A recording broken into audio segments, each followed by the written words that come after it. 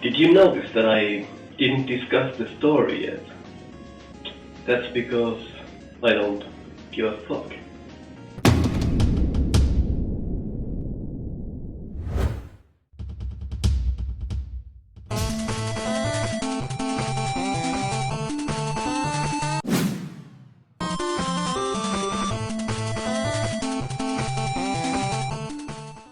Mega Man. We all know who he is. We also know that Mega Man 1 through 6 on the Nintendo Entertainment System were awesome games. No words can describe their excellence. I had my best experiences on the NES with Mega Man. Mega Man 4 was my first game of the bunch that I got my hands on. And boy, was it a blast. When I heard that there's gonna be a Mega Man 9 with NES style graphics, it blew my mind. I hesitated to buy a Wii for a long time, but I couldn't wait anymore. So, I bought Mega Man 9, started it, and the words "Welcome back" are the best to describe my emotions at that point. I literally freezed when the press start screen appeared. I just blankly looked at it and listened to the music. I could not believe I had bought a new NES game. Here I was again, after almost 20 years without buying a Nintendo game. The plot is, again, very basic.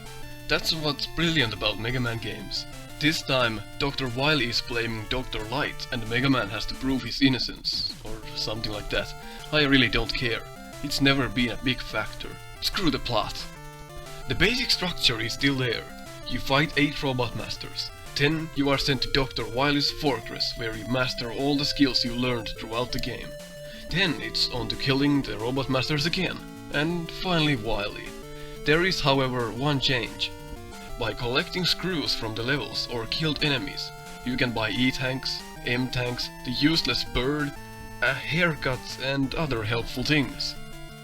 As you can see, this time we have our first female baddie, called Splash Woman. And also our first... well... our... Jewel Man. Mega Man 9 is exactly like the older ones. Everything is in place. They even added an option to regenerate any lag and flickering. People are claiming that this game is too hard. Hard how? This is how games used to be back then. Please Capcom, make a tutorial for the kids who don't know how Mega Man works. Sure, I died many times on my first run. Not because the game was hard, but because I was humming to the music and enjoying myself and jumping around. Sure, there are a couple of cheap ways to die, like these helicopters. They just grab you and give you a chance to save yourself by jumping over the gaps. Mega Man 9 is a lot more detailed than the predecessors. The enemies are more active, they have physics, the world has physics, and the music seems to have more layers of sound and variety. Although, what the hell is wrong with the boss music? Sounds like bees having sex. Apart from those, this game truly has some of the most amazing music tunes I've heard on the series. The number 9 reminds me. Mega Man 7, Mega Man 8, Mega Man X series? Why did they turn Mega Man into a screaming kid? Mega Man was never supposed to be cute and cuddly in my books. Glad that's over. For now. This game even has some achievements. Let's check them out. Don't miss with the Mega Buster and clear the game.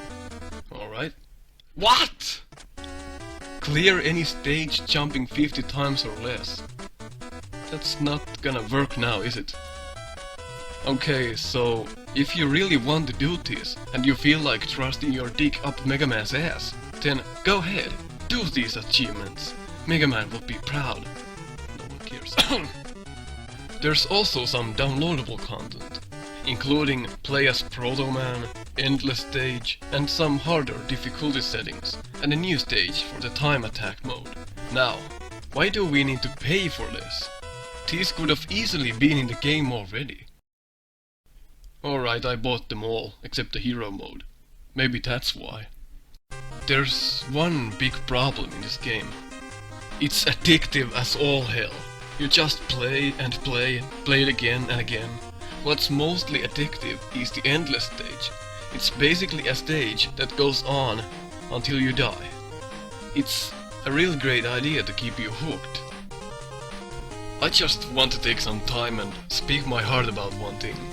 I really like NES games, as you probably know, because it's simple really. You pick up the controller, you play.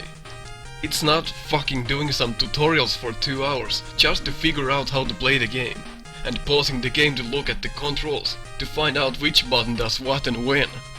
You have A, B, the fucking D-pad and that's it. You fire away, you play, for an hour, for 2 hours, 3 hours, and you never ever have to check anything up anywhere. You die, you learn, and there you go, you beat the level, because you learn by doing mistakes. That's what NES is all about, and that's why I love this game. That's what Mega Man is for me. Mega Man is the one that is the most dearest to my heart. I want to thank Capcom for making this possible. I'm speechless. I'm 21 years old. Not 4, not 5, 21. And I'm playing an NES game that I haven't played before. A new retro game. And for you kids who are now 13, 14, I know you probably don't give a shit about retro games because you weren't there. You weren't there to experience what it is like to play side-scrollers. Keep in mind that this is a big thing for us older ones. Don't ruin it by telling me Crysis is better because it looks good. Modern games are all about milking money from your parents, making fucking racing games identical to the previous ones, making games that are all about graphics with zero gameplay. PC gaming is already dying. Why? Because you are downloading all the games for free. Because all the big titles are being published for consoles first and turned into shitty PC versions. I have gone long off topic, so let's take a final look at Mega Man 9, shall we? I have to say, for me at least, Mega Man 9 is as good as Mega Man 2 and 3. It's not worse, it's not better, it's as good. If you want to relive your childhood with Mega Man, you have to get this title. It's freaking cheap without the downloadable content. It's fun, balanced, and brings back so many memories you won't believe it. New to Mega Man? Give it a shot. Play Mega Man 9, and if you like the style, play the older ones. Mega Man Kid signing out, happier than ever. Mega Man. We all know who he is. We also know that Mega Man 1 through 6 on the Nintendo system. Entertainment system. Rather than discussing Mega Man all over again, let's speak about it in general. First thing that got my attention was the music. I'm still not quite sure how I feel about it. It does not sound as good as a Mega Man game usually does. But wait, here's the catch. Someone gives you a link which contains a song. When you first check it out, you think it sucks. A couple of hours later, you open the same song again, listen to it, and figure out maybe it's not so bad after all. In a couple of minutes, the song is playing in your head, and you like it. This is the exact deal with Mega Man 10. The music at first does not sound so special, but listening to it over and over again, it starts to grow on you and you begin to like it. Of course, some songs are epic as they are when you first hear them. Did you notice that I didn't discuss the story yet? That's because I don't give a fuck. Well, this time Capcom has an offer for you. Easy mode. Now your little toddler, 3-year-old kid can play Mega Man and have some fun. Another new thing is that instead of paying for Proto Man, you get a choice in the beginning. Proto Man has different skills than Mega Man, and it gives the game a nice replay value. This time there are so-called challenge rooms. Instead of boring challenges, you get a challenge instructions and you have to complete one or more of them in a single room to pass the challenge. Nice. I wasn't waiting for Mega Man 10 as much as I waited for Mega Man 9, partly because it wasn't so special anymore to have a new 8-bit game. This led to the fact that when I started playing Mega Man 10, it had a bigger impact on me than I thought.